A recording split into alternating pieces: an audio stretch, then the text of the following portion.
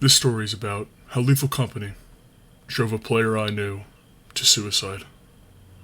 Buckle up. This story's very intense. It was a normal, calm day at the company. My group of crewmates relaxing. I was just finishing our third quota. We had a great haul. Vaporized Milk and Peachman 06 worked together to bring back 900 scrap. A monumental number we haven't seen in a while. We opened the monitor. Buying flashlights, walkie-talkies, shovels, a ladder, a jetpack. The jetpack was on sale. We were spoiling ourselves. We had 1900 credits and we were going to use them. We got everything we needed, and still had 923 credits left. So we decided to check the monitor again and scroll down, checking the furniture. Below the furniture was the item titled Hero Mode in all caps, written in blood red text. It costed 900 credits. This was completely new to us.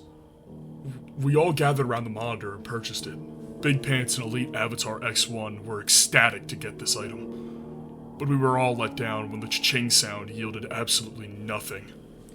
We waited for the dropship to come down, but it never showed up, leaving us sitting inside the ship disappointed. We decided to head into space, but as we pulled the lever, the alarms on the ship started to blare, and the monitors read something very disturbing. Crash imminent! Land now! I scrambled over the monitor and checked over it.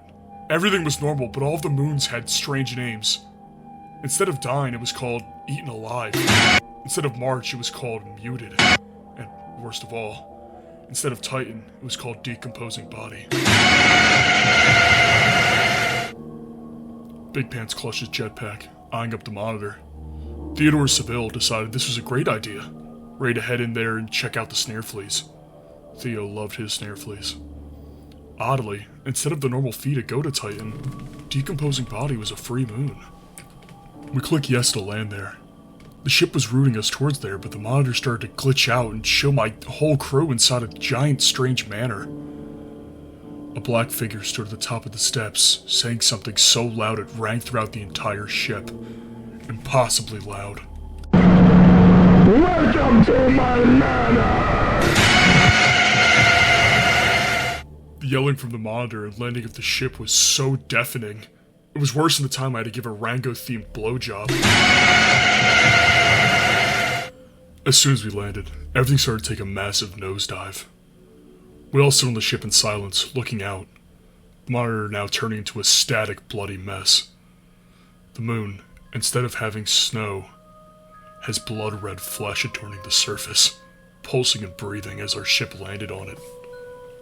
As I took a step on the flesh, it made a noise at me.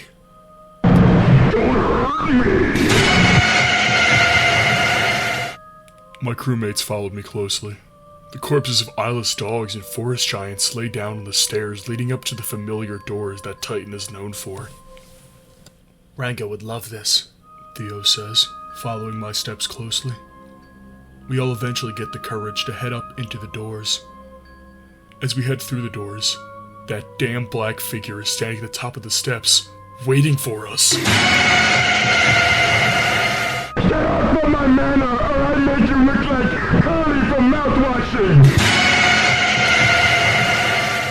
The black figure yells like Sebastian from Roblox Pressure and forces us out of the mansion. Looks like we weren't welcome to his manor. We walk down the steps, the corpses of the animals having blood-red eyes bleeding endlessly.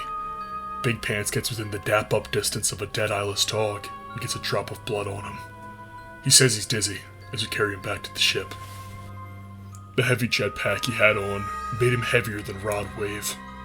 We cut our losses with only one piece of scrap and decided to head into orbit.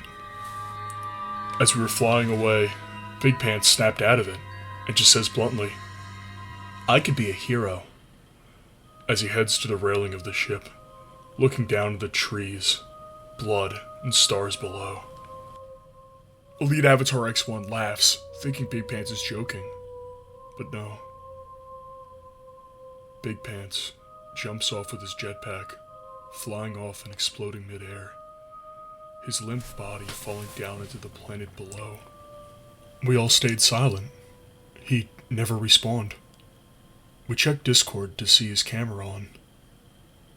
All we saw were his legs as he hung from the air. With the phrase, "I'm a hero," written in the background of his room. "This can't be real!" I yelled out. My one friend, screaming at the sight.